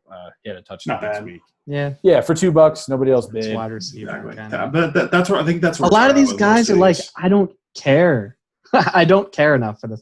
I don't care about tight ends to be doing it. I'm surprised. The fact that I even bid on Drew Sample means that I really like Drew Sample, and I don't think outside of really maybe David Moore for me. Anybody really moves the needle. I don't think there was anybody here. It's a weird thing. There was so many injuries, but it's not it's Dynasty. You're not going to see too much going on, but it's not like there might have been one guy you would have thought was a big. Yeah, there was nobody that really got hammered. I mean, with Drew Sample. 25. It's Drew Sample to me. At 14, I think it's a steal for him. Right, but realistically, if you're a team contending, or really any team for that matter, are you going to start Drew Sample? Yeah, I think I might, especially Joey's team. What we're seeing with the tight end usage is the guy's a second-round pick from last year. We thought he was just really good at blocking. That's why he's a second-round pick. But to see that he's this good, I mean, that's why I picked up Josiah. I like that pickup a lot, and I should have been more than $8. Yeah, now that a minute and a half. All right, let's take another quick commercial break. We'll be back with the previews. Nice. All right, we'll see you soon. Did you miss us? Did you miss us? I didn't miss us. Anyway, we're back. We're back from quick commercial break. Kyle's still not selling you stuff, and if you're hearing this, Kyle, start recording some commercials because we will pay you. No, we won't. Anyway, so week 2 previews and predictions. Is it predictions or predictions? It doesn't matter. Moving forward here, we've got a couple good matchups this week, a couple bad matchups, but hey, some people are going to get their first wins. Some people are going to get their first losses. It'll be interesting. Everybody's going to be hanging at the edge of their seat. So first one, because it's the first one in order, is Big Al versus Phil. Now, because Al is here, I'm going to ask him first. What do you think? I think I'll win. You think you'll win?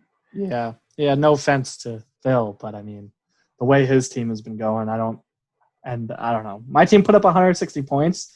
I'm feeling pretty good now, especially if Justin Herbert starts to feel better about Keenan Allen. I mean, Edelman looks great, like I mentioned. I'm probably going to be starting Deontay Johnson too. So, not having Naheem Hines in there makes me feel better. With Tyler Higbee, his involvement too. I think my team's going to be – I might have had a little rough patch here. I got lucky that I won week 1 because I didn't score that many points. I got a little unlucky week 2. So it evens all out. I think my team's going to be on a solid path, though, going forward. So I agree with that. I agree with you. Bruce, what do you think as well here? I mean, I just think Phil's team, if he's so down about it, I think he's going to overthink his lineup. I think he's going to try and – Of course. Bad coaching. He's definitely going to be listening to this podcast too. So. With all these guys, is he going to throw Chase Claypool in because some of his receivers underperform? Is he going to question Allen Robinson, who those weird I unfollowed everybody on the Bears thing? Is he get I feel like there's a million things you could look at that you could overmanage. I will say if he does that. Going into a tough matchup for him. You think Al takes it? Yeah, I think just talent wise, I think Alex has the better roster. Correct. And yeah. Because who's again, you can just start the quarterback. Who are you okay, yeah, Dak, and then who's your super flex? And then is James Conner gonna repeat his last week? Is James Conner gonna get hurt? Right. Again, do you start James Robinson, Kenyon Drake? Where do you go? Do you start 3 running backs for him? I know he says didn't he say you need to start a receiver? He says he doesn't like the strategy of starting a running back over receiver in PPR. I think you still, regardless, have to start the best player. Right. So then if he sticks to it, what does he do? Does he go against his 2 running back? Because I would start 3 running backs if I was him. So, all right, I'll say this. So you think Al will win? I'm guessing here. Yeah, I don't know if I actually said it, but I'm gonna agree. I'm gonna agree. Al said Al will win. Now let me ask you, Al.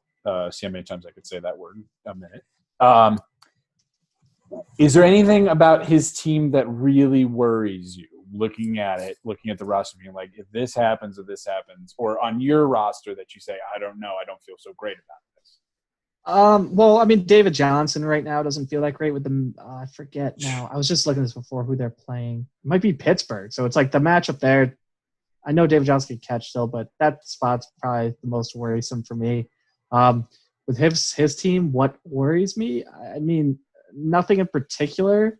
But I would say overall, just some of these wide receivers that we be throwing in. I hope I don't catch some of these wide receivers on like a really good week where they get bomb touchdowns and things like that. But you can say that is what I was. That's kind of with these random guys. That's kind of how it is sometimes, where you don't expect them to do something, and then all of a sudden they have a good game. You know? I agree with that, and I think that's a perfect. So I agree. I think we're all in unison here. We're all going to say Al's going to get the dub.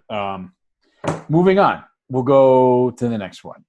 Kyle, who's 1-1, versus Anthony, who's 0-2. The match of the week. This game. The commissioner, I found out that I can label things the match of the week on my fantasy. Oh, really? So I'm going to be – I can't do it until the Thursday Night Football starts, but I'm going to be labeling this the match of the week, and I'll always say it in the podcast as well. It's rivalry week. It's a rivalry week, even though everybody is Kyle's rival. And he's – yeah, but this is one of his big – this is his number 2 rival. He said some nasty things about Anthony. I've heard it. So I also heard, by the way, that Kyle was thinking about moving Alex Hochberg up on the rivalry list because he found out he drives a Toyota Tacoma.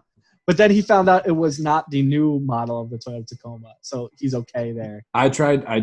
Kyle moved me down that I'm now tied with Thom as the least rival. Really? Yeah. I don't know why. You might get moved back up after this trade. No, it was because of the trade. But when he moved me up because of stupid trades, so he might move you back up. Who knows? So, all right. This one's actually kind of interesting because I kind of want to say Kyle's going to win this, just seeing what he did week 1. At the same time, too, I'm not entirely sure that I don't believe in Anthony's team either, because if Kyle has a not explosive week, I'll ask you, Bruce, who do you like here in this matchup? I don't know, man. Can they tie, right? They technically can. I guess technically they can. I think Kyle last week was like over your guys on a fucking rocket ship to the moon type week. I mean, maybe Burrow can repeat that. I don't know about maybe Jared Goff's just a lot better this year, but I think Kareem Hunt is based on the game. I think the Browns were up bigger when Kareem Hunt got a lot of his work. I'm not saying he's strictly a garbage time guy. He's obviously valuable, but to get all those touches and all the catches and like the yards he had, I don't see that every week from him. That's why I think like Kareem Hunt's like a risky flex on a good team. But I don't know. I don't see 140 again, but fuck, Anthony's so bad. So you're going to go with Kyle here? I gotta. Sorry, fuck Anthony. All right. Al, what about you? I think I'm going Kyle as well. I don't think Anthony has enough on his roster to. If he has to start the right guys, like the combination of guys. I don't even know if it matters, to be honest. Like, I mean, you figure Hawkinson could be good if he starts. If Hollywood Brown, like if he starts Hollywood Brown and he has, he's just not going to get anything out of running backs. It looks like what is Sony Michel even good for if he's not going to run at the goal line? They're just going to give it to Cam Newton all the time. Right. So I'm going to actually say I was leaning towards Anthony, and I kind of just did a quick look at the roster again. I think it's going to be Kyle, and I don't think it's actually going to be close. Yeah. I don't think it's going to be close because I'm just looking at the wide receiving core of Laviska Shenault, Devontae Parker, CeeDee Lamb, AJ Green, and Jonnu Smith, right, as the tight end. I think his running backs are obviously the weak point there. But Kareem Hunt's not even weak, though. It's like, and if Gallman, for whatever reason, gets the bulk of the carries, if he had another running back, it's like, yeah. Honestly, dude, if he had another running back, he has one of these teams that if everything goes the right way, he could sneak into the playoffs. Yep. Right. So I'm gonna say Kyle actually, and a queen my dishes. A queen. I think Kyle takes it in a clean sweep. All right, so then Kyle moves to 2-1, above 500. Wow. So then next one is me versus Dog, two 2-0 teams. I'm gonna defer to you guys here, and I'll hear what you have to say, and then I will chime in at the end. Bruce, you can go ahead first since I'm editing the doc. You could start with the first one every time. I think your roster is better overall.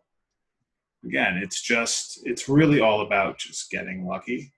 Mm-hmm. A lot of the times, like when you're going to play Travis Kelce, you're going to play Tyreek Hill, you're going to play, something like Nick Chubb, like John, at this point, Daniel Jones, Kyler Murray, but like it's all about I think you win. The only way you don't win is if just an awful week. But even against Dog's team, I think you have the ability to have an off week and still get out of there with a win. Okay, Al. Who are the Chiefs playing? I actually don't Baltimore on Monday night. Oh wow. Man, this is tough. It's tough. I agree. No CMC. I don't fucking know. Flip a coin. Where do I have a coin around here? I do. Hold on. I think that's pretty accurate, though. I want to say me, but I don't know. I think it's funny. I picked Dog's team. Dennis.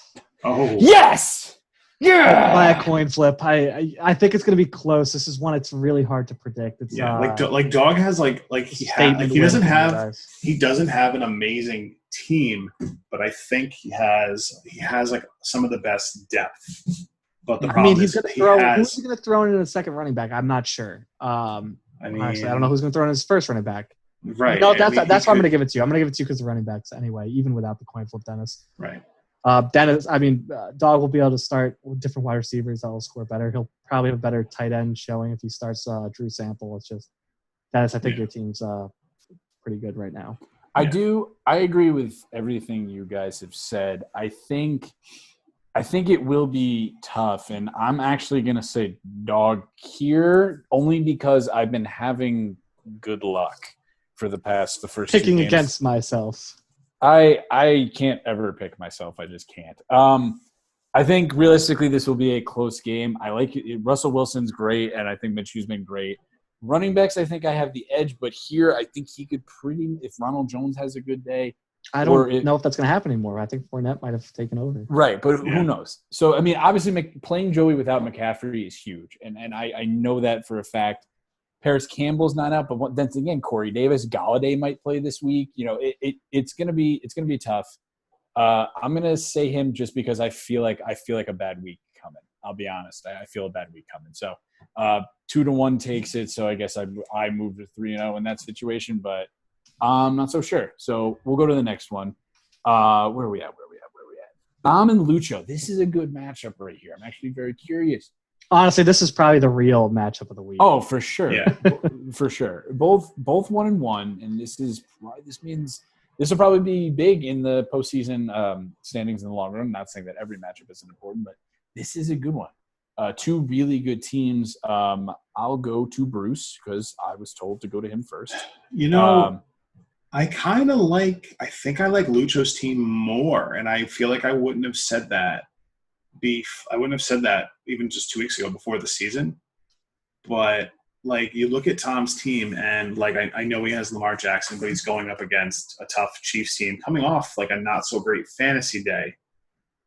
So, really, the hope is you want that Kansas City game to be a shootout. And then, Matt Ryan's always good. But then it kind of okay, running back, I guess Cook and Fournette. But what if Fournette's not the guy? What if it was just we're playing Carolina, go get some reps, and he just happened to pay off? What if Arians is no, I'm good. I'll still play Ronald Jones a lot or something. And then you figure Bell out, Bell's out. I mean, I guess he's held on to Freeman, but he ain't doing anything. Joshua Kelly, but I just think, and then if Adams is out, I don't like it this week. Like I think his wide receivers, like I know Chris Godwin, but even he's been a little iffy with Tom Brady. If Adams is out, I don't think there's any shot. And is Godwin out of protocol? Yes. So he's playing. Yeah, man. Lucho's teams is just better. I think the running backs are better. This is pretty similar to the Dennis and Dog matchup, where I think it could kind of go either way. But I think I'm with you there, Mike. I think Lucho's team is better. Tom definitely has the potential to win this game if everything breaks his way. Right. But if I had to give an odds, I'd probably say like 65% chance Lucho wins, which is probably I agree. 5% Dennis wins in that matchup. So, I will go actually counter opposite here. I think this is Tom's.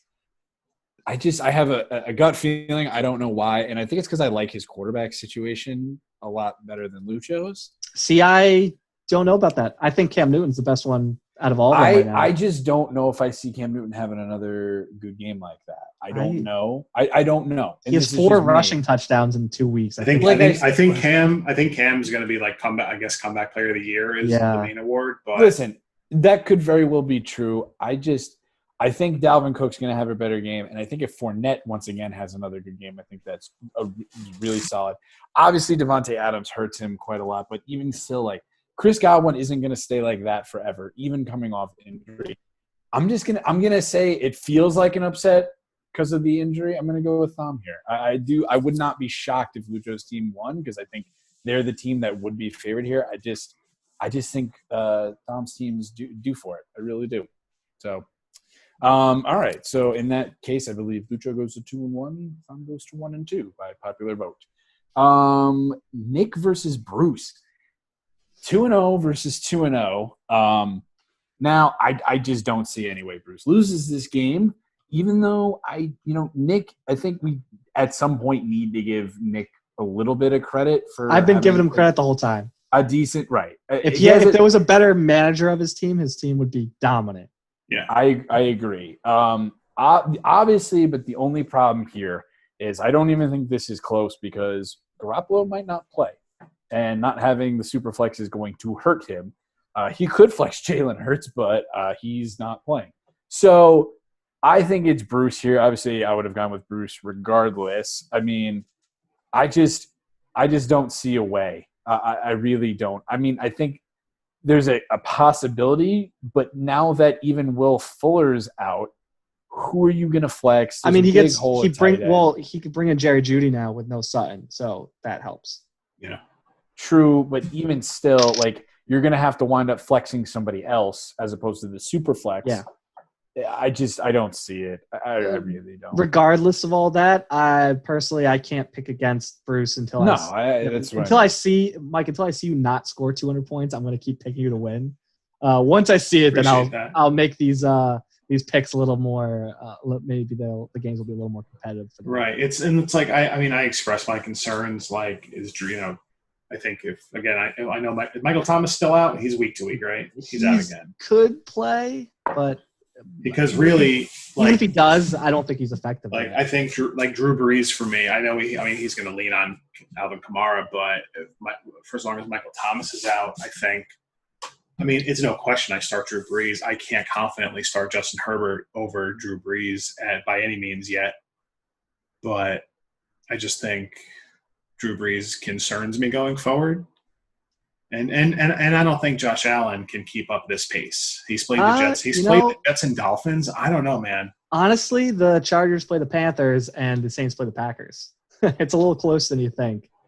True. But, if I were you, I'd probably be starting Drew Brees still until Right. Well, no, it's not a matter. No, it's not a matter of me ever benching Josh Allen. I think he's like my QB1 at this point. We've also seen this. We've also seen this so many times where guys will come in for one really good game where the team wasn't prepped for that style of play, and then now they know that Justin Herbert's probably starting. It's like they're prepping for this guy. It might be a little tougher. Exactly. It is Carolina. Their defense is awful. So right, but it's right, and it's like I have to. That's why I say having the both 200-point games, but it's like again, The only guy who I think can keep up the pace on my team is probably Aaron Jones because I think Rodgers is leaning on him. If Devontae Adams is out, that's big. Especially. I don't see this game being close at all. I mean, I really don't. I mean, Nick has Kamara, obviously, which is like an X factor beyond an X factor, especially with the way Drew Brees throws the ball. I just think personally, especially without the super flex, anytime a team isn't super flexing somebody, I don't like them right away, like right off the bat. That's just me. So hypothetically, I think Bruce goes 3-0. I'll take it. I'll give myself a win. I think like the no Garoppolo really hurts Nick. Yeah. Oh, for sure. Because I mean, is he even going to remember to change his lineup? To be fair, he changes the lineup. Oh, okay. He did it before because he put Howard in instead of Eifert after week 1. Oh, okay. So last matchup, Alex Hochberg versus. Why do you say it like that? Well, how is it? Hoch? It's Hochberg. Hoch. Like Whatever, Ed Hockley. Yeah, Hotch? you always say Hoch. Whatever. He's Hoch to me. He could be Peanut to you. He's Hoch to me. So this one's tough. I think initially I wanted to say Skyler, but Skyler's destroyed with injuries and isn't going to have a super flex at all. And I think it's Peanut. I really do. Especially because now he's going to – I mean, obviously Sutton went out. But on top of that, I think he's going to slide Lazard in there, and he's probably going to get a little bit of boost not having a Devontae Adams in there. I don't know what you guys think. Feel free to. I think, Skyler's pretty decimated. Like you said, and all he's going to have to start is Tom Brady, who has not been good as a fantasy quarterback. And then it just kind of no Barkley, no Mostert. So God knows who he's starting at running back. I mean, I know, I guess maybe James White. Yeah, Frank. Is he going to start like Frank Gore and Adrian Peterson? Holy shit. He might have to. What year is it? But like, what else you going to do? I mean, he might have to as far as like emergency starts, especially with Frank Gore like being the number one guy there now. Yeah, right. Just based on volume, and Peterson not having a bad year, I think that's probably the play. I would not start James White. I really wouldn't.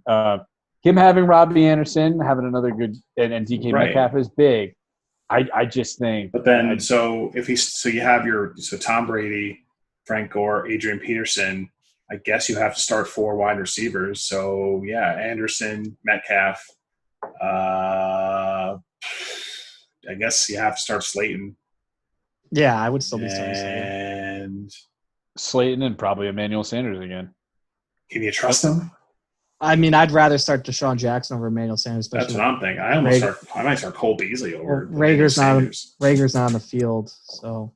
And then Zach Ertz at tight end, or even Chris Hogan. Chris Hogan might be the start too. Yeah, that's true. If Crowder doesn't play again, there's decisions to be made there, but I think I don't know. Honestly, I don't like it. Yeah, I think it's honestly futile. A lot. Yeah, I think so too. I'm picking Skyler, to be honest. Really? Yeah. I think Skyler would have won both week 1 and 2 versus Alex. Week 2, he only would have lost by 5 points, but he had Tyrod Taylor in who got 0. It's like, I don't know. I think his team's still good enough. Give it Tom Brady. I think without Saquon getting 2 points too for him, it's like he had all these guys in his lineup. He had a really bad week because guys got hurt. Guys didn't play as expected. So, throwing in other players might work out for him. And I still like I think his wide receivers really pulled his team up now, which is surprising to say because wide receiver was a tough spot. But like Metcalf, Deshaun Jackson always has the ability to have big games. Robbie Anderson's been having big games. Darius Slay can have a big game. It's like I think enough guys will hit that he'll be able to score enough points to beat Alex. Because I just look at Alex's lineup and I go through it. I don't think it's very good. I think Skyler's lineup is better in general. Yes, but you have the super flex, which is something. Yeah. You have the super flex, and it's technically. I'm not a Baker guy. I think even having a good game, Baker didn't have a good fantasy game. But then you have the Stafford, and then you have Carson and CEH. Maybe you go Gaskins as your third running back. Maybe. And then you have – I just lost it. It's just I don't think he doesn't have a tight end, Alex, at all. He's just like Nick. He doesn't have a tight end, so Ertz is awesome compared to that. And I just think Skyler's got him in wide receivers, got him in tight end. Alex has got him in QB, got him in running back. So yeah, it's probably pretty close. But I don't know. I think Skyler's team has more upside to be able to win. Well, majority rules. Yes. Alex wins. Getting his first win of the year. Yes, his first win of the year. So like I said, so either Nick or Bruce is going to get their first loss. Either Alex or Skyler is going to get their first win. And then either me or Joey is going to get our first. Dennis, if you reload your page, you'll see the after our prediction standings. Oh, I did? Okay, cool. Sorry. My bad. My B. So I don't think yours updates immediately. So if we go by the majority rule standards, as we've seen that anything can happen here, Bruce and I will be 3-0, Joey 2-1, Nick 2-1, Lucho and Big Al 2-1. And Kyle. Kyle 2-1. Thom 1-2. Alex 1-2. Skyler 0-3, sorry. 0-3, and hit a bye week. And then Phil 0-3, Anthony 0-3. Now, like we said, anything can happen, and I do think that there are a couple tough matchups here. I just like from just my team in general. I think it's going to be a tough matchup every week. I think I'm getting a lot of luck.